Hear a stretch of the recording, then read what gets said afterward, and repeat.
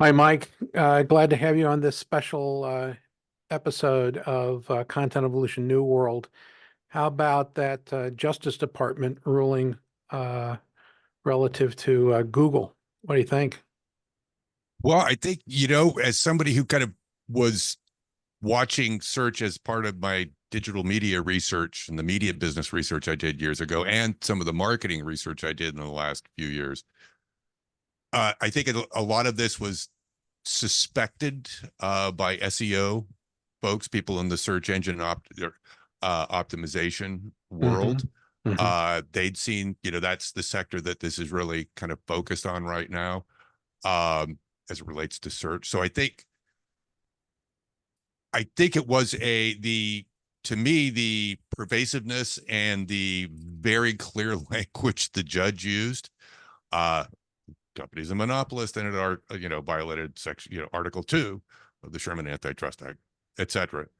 Was, I think, surprising to that surprised me was it's a very long and complex case that's gone on and on, but the judge was very direct. And I think even a layperson could read the overview of the decisions and go, I think the judge means they're very serious about this. And the impact on online advertising it's going to be a little crazy, I would imagine, for a Yeah. while. I mean, when you look at this, it's pretty straightforward that they're saying what you're doing is you're paying device manufacturers to make sure that you're the default search engine Yeah. out of box, right? And the it doesn't mean that you can't have any other search engines.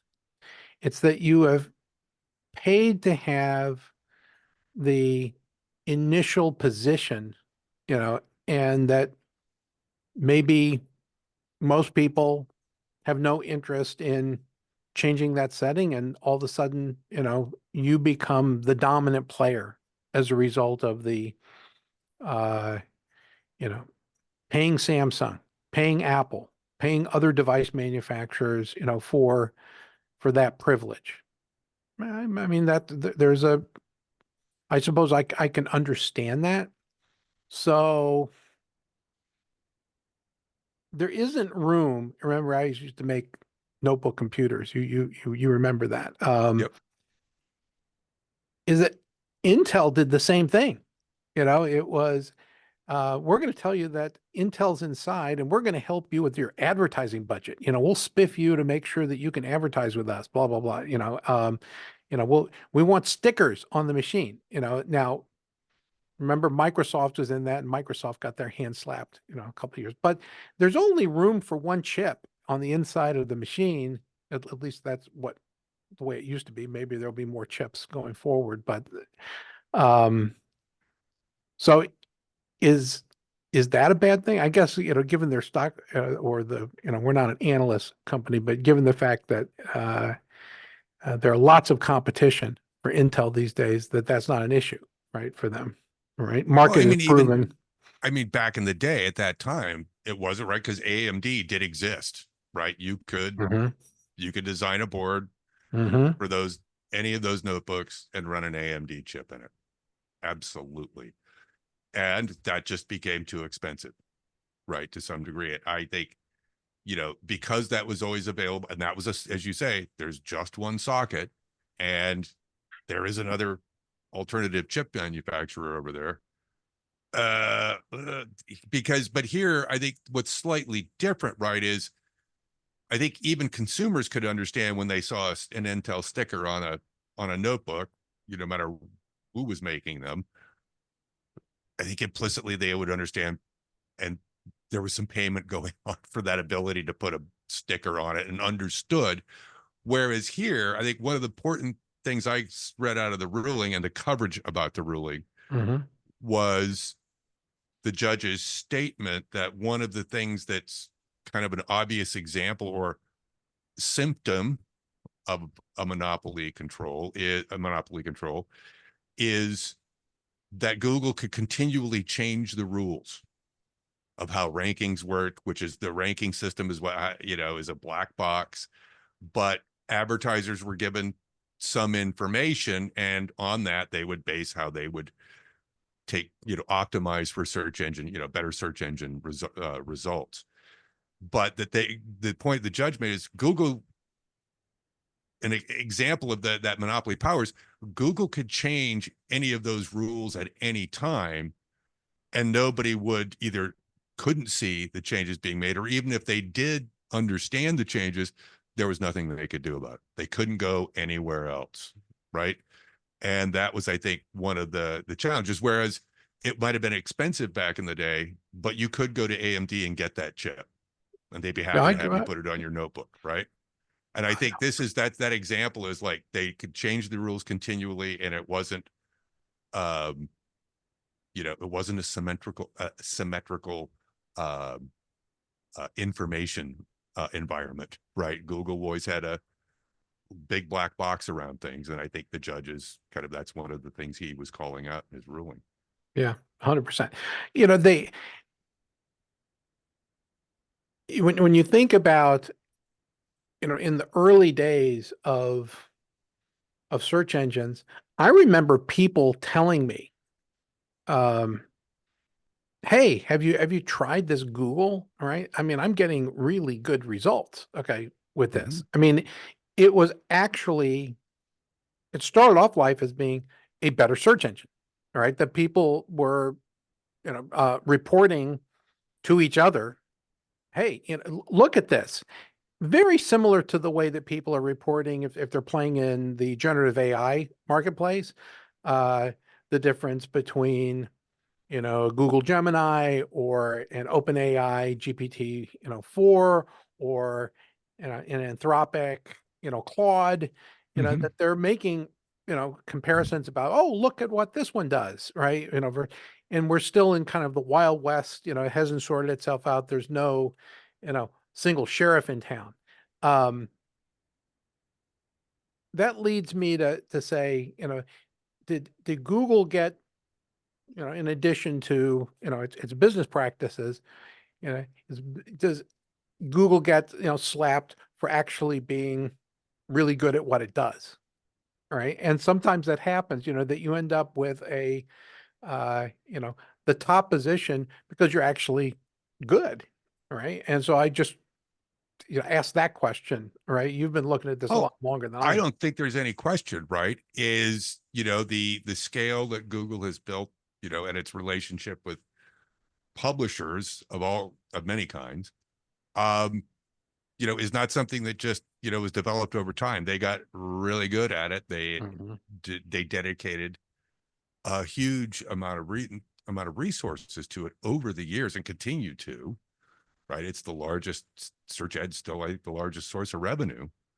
Um, but these are all, I think, yes, they've worked very hard, and invested a significant amount of treasure, if you will, in building that, scaling that up.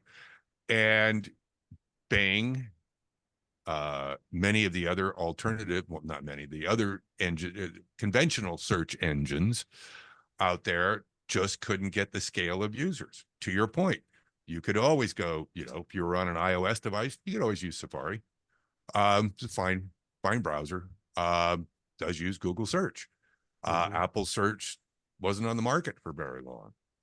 Right. We saw, it's more of a your OS and your cloud search capability. It's not a, one that has a commercial benefit other than to being an Apple user. But there's been, Bing's, been for years, the last few years anyhow, 10 years, however old that product is, the thing that Google could always point to, but it's never achieved anything more than a couple of percentage points of market share. Well, again, I'll point to, early usage experience.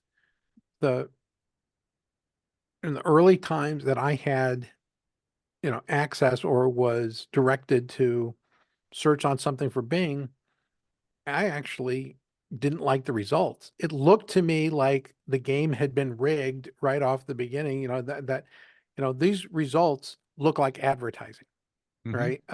That you've paid to play, All right. And Mhm. therefore, and it wasn't just, you know, the, um, it says ad sponsored, which you see, sometimes. Not Right. that. It's that page after page of stuff, right? It's like this stuff is really obscure.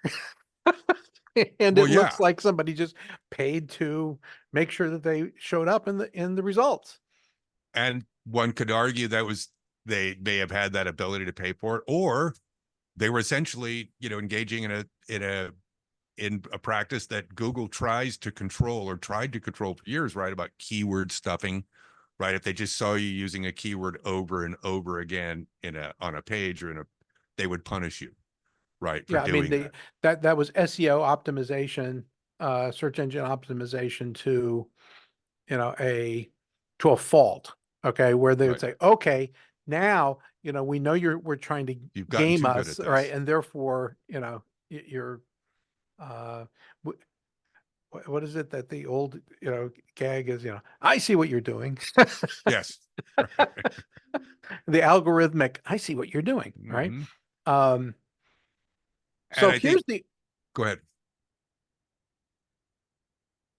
the, the backdrop, right? Because every time you get involved in one of these suits, that they've crafted it from a certain slice of time, right? And, a particular set of circumstances. And so we're having a an antitrust ruling on search engines right at the moment where we're questioning, are search engines going to be relevant, too much longer, given the fact that, is it going to be AI driven results, right? Right. And um, how many times have we been to this movie, right? Which is, we finally get a legal remedy for a situation that's beginning to evolve into something else. Well, we have seen that set up before. Yeah. Yeah. In other words, great. You've managed to punish Google for stuff they were doing 10 years ago, which in their defense, right? Some listeners may have seen in the news, right? The whole Sturm und Drang and, oh my God, outrage when a bunch of documents leaked. I don't know if they were related directly to this trial, but they were documents from internal Google communications about how SEO optimization and the quote black box Mhm. really operated. Mhm. Because for years they were telling SEO experts and the guys building SEO platforms, make sure your clients understand this has got to be good content. It's got to be well authoritatively cited content, no keyword stuffing, et cetera. And user clicks don't contribute meaningfully to page rankings. Well, then, when this leak came out, there's a whole set of other data sets together that do uh, take user clicks into account, right? So I think the difference is there's the monopoly that's created because you deliver such a valuable service, and then there's another version of that, which is yes, you've got this dominant market position by to some degree, if you read some of this stuff about the other cases involved, Mhm. by not exactly being fully transparent with how the Mhm. system actually works. Now, is AI enabled search going to be better? I think you and I both played with Perplexity. I'm going to be anxious to try the Open AI one in terms of how that. I think what we're going to see though is it's going to be great for a cited answer. Now, Perplexity's had issues, right? If you've used Perplexity earlier, you could, how do you do X or what's this? And it would give you an answer, not a bunch of blue links, but it then supported the answer with links, or citations. Mhm. This is the source information that resulted in this answer that Perplexity gives. Likewise, I'm expecting something similar from OpenAI. The difference is where a lot of the value come from search, how you monetize that has been through advertising, right? And so are we going to be willing to pay a subscription fee for AI search? Will it be able to do, show me uh guitar stores with where I can buy replacement pickups for my electric guitar near me now? Where can I get X and Y? What's the cheapest gas near me now? And it's probably not going to have, because that infrastructure of data and real-time data, I'm not sure how accessible those would be to some of these AI search engines that are out there or that are coming out.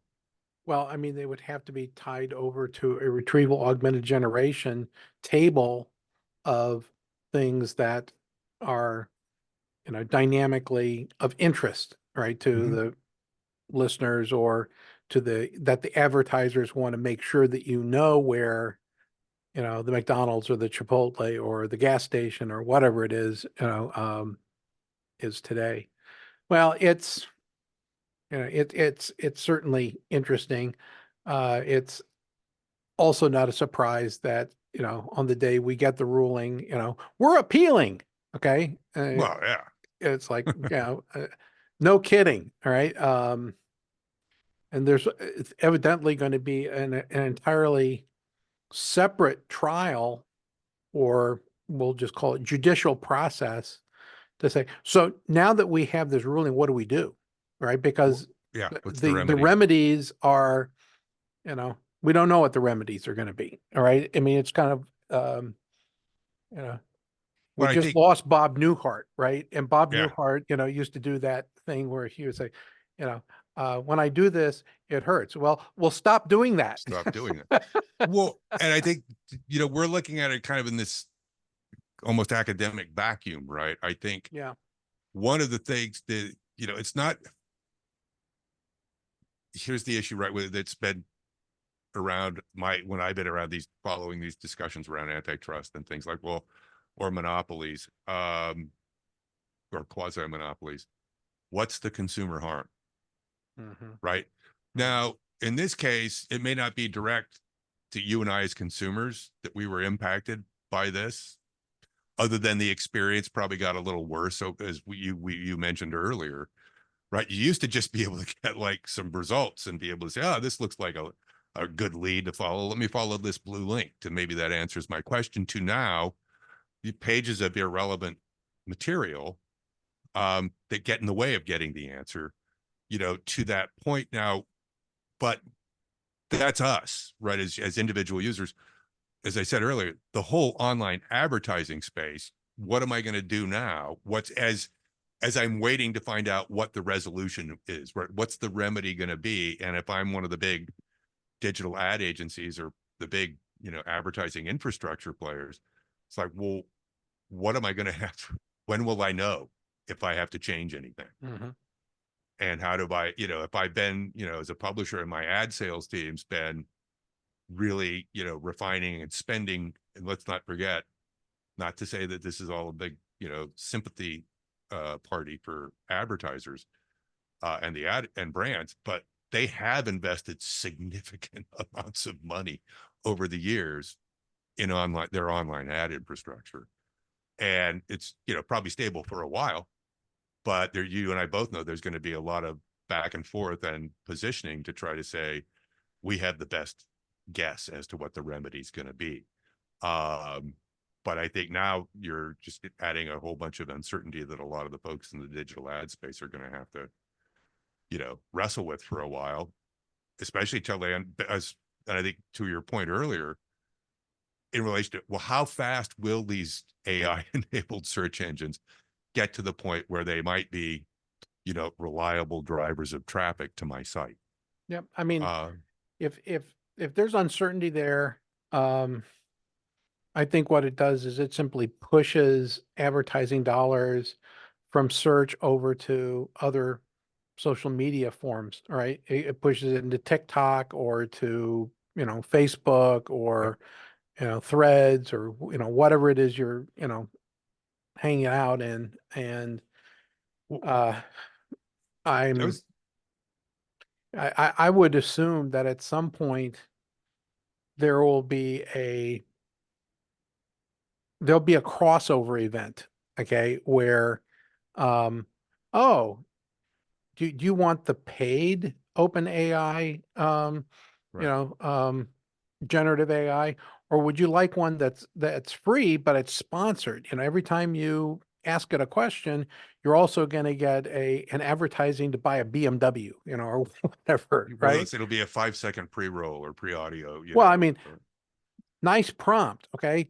And now based on what you just prompted, let me tell you what I want to sell you.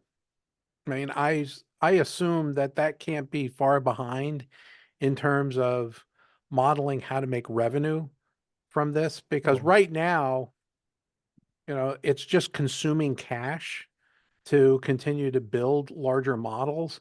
And I don't see right. that, the amount of revenue that's being collected, offsets, the cost of development. Right. And I'm not sure other than sponsorship and standard advertising, how else you monetize I that. don't know. I I, mean, I do you want to pay $10 a month for really good search? That's a lot, when I've been getting it for free. Yeah, I've had to, wade through the ads, but oh well, at least I got my answer at some point.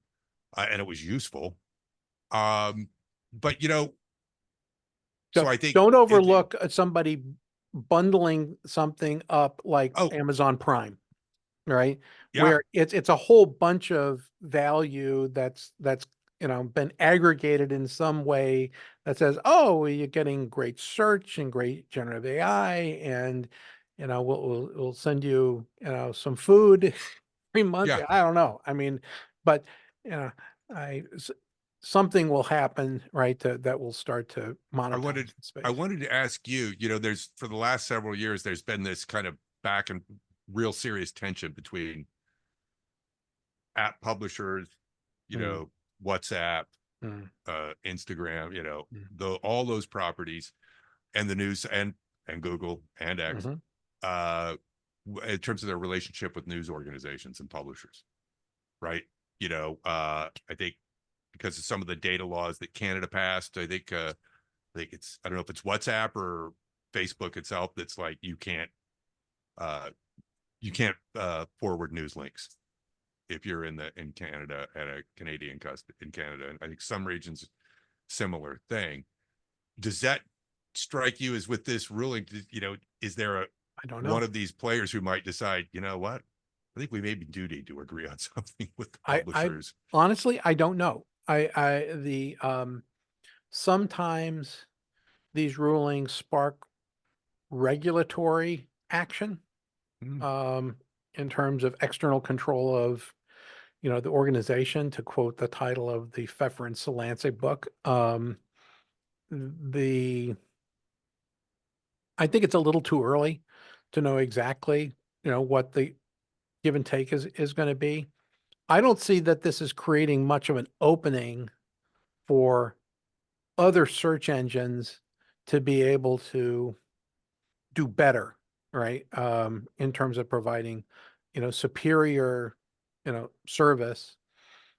It does kind of ask the question, does can the generative AI, world, be some kind of a substitute, I guess. But like I said, they haven't gone to that crossover event yet. It's, they're I don't see generative AI and advertising, you know, as an environment coexisting at the moment. No, I guess I don't either. Although Uh, when it's I have to make excuse me, I need to make an adjustment to that.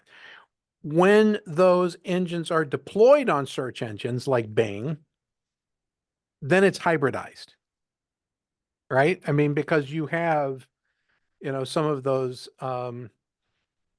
capabilities are available, in the search engine, right? True. Yeah. Well, And then, you're kind of in an advertising, quasi advertising model. yeah, no, I see what you mean. And I think the something like that, one would hope will come out of that. I think what I'm curious about is it's a long set of questions or scenarios, set of infinite, not infinite, but a large set of possible scenarios, right? In terms of potential remedies here, what the judge may impose. Hmm. Um, but I think, if I was a reporter, I would and on that beat, I would be trying to figure out, how do I get access to what Google and the Justice Department are willing to deal on? That's going to be very interesting to see, what Google says. Well, okay, how do we break this up? Mhm. Does it, merely do you just like take the SEO business and the search advertising business and say now that has to be a separate company that maybe doesn't have access to all the other data sets? I don't know.